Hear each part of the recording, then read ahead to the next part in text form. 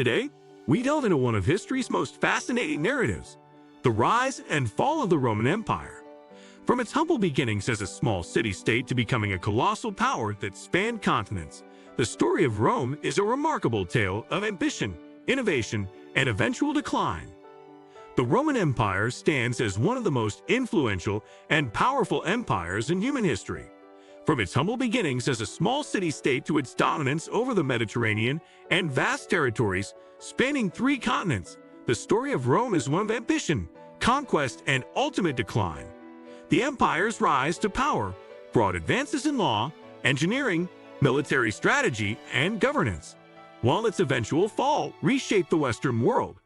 Let's explore the key phases of the Roman Empire, from its ascent to its decline, and how it forever altered the course of history. 1.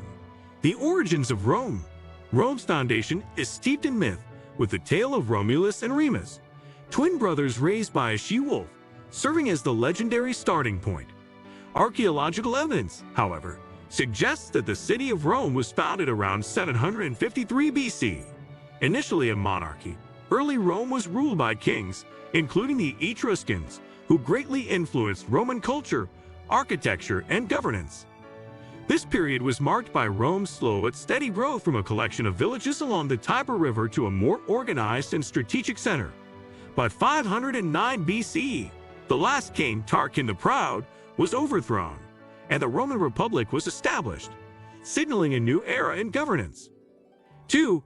The Roman Republic. The Roman Republic was a complex system of governance that combined elements of democracy, oligarchy, and monarchy. It was ruled by elected officials, including 2 consuls, a senate, and assemblies. This system allowed Rome to expand its influence, beginning with the conquest of the Italian peninsula. Rome's Republican period was defined by its wars, especially the Punic Wars against the powerful city-state of Carthage. The most famous of these was the Second Punic War, where the Carthaginian general Hannibal crossed the Alps with war elephants to attack Rome.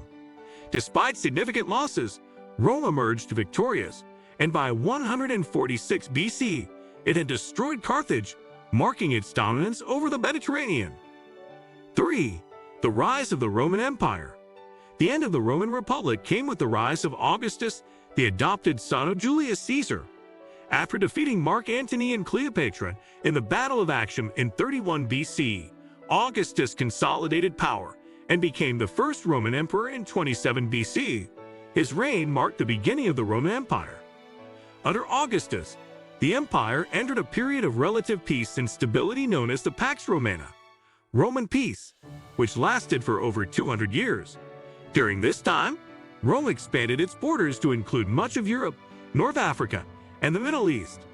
The empire's road networks, aqueducts, and architectural marvels like the Colosseum and Pantheon were built, showcasing Roman engineering brilliance. 4. The height of the empire. The Roman Empire reached its zenith during the period of the 5 good emperors, a term coined by historian Edward Gibbon. These emperors, Nerva, Trajan, Hadrian, Antoninus Pius, and Marcus Aurelius, were known for their wise governance, military successes, and ability to maintain stability across the empire. Trajan expanded the empire to its greatest territorial extent, conquering Dacia, modern-day Romania, and reaching as far as Mesopotamia. Hadrian, his successor, focused on consolidating the empire's borders rather than expanding them. He is known for building Hadrian's Wall in Britain to keep out northern tribes.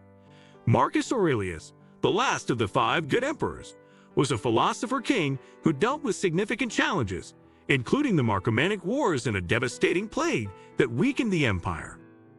5. The decline begins.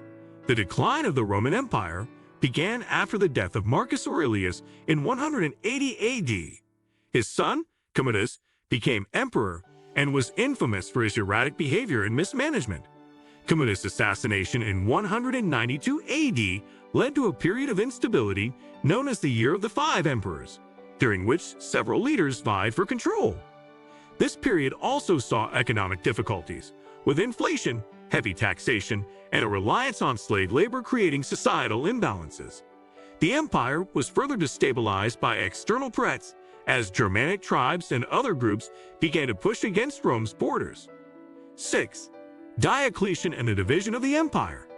In an effort to restore order, Emperor Diocletian took power in 284 AD.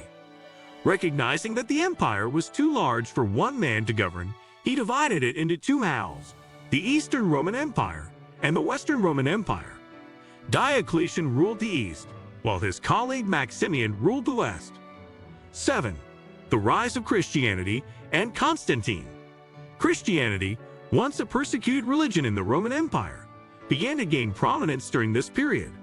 The turning point came with Emperor Constantine, who, after his victory at the Battle of the Milvian Bridge in 312 AD, converted to Christianity.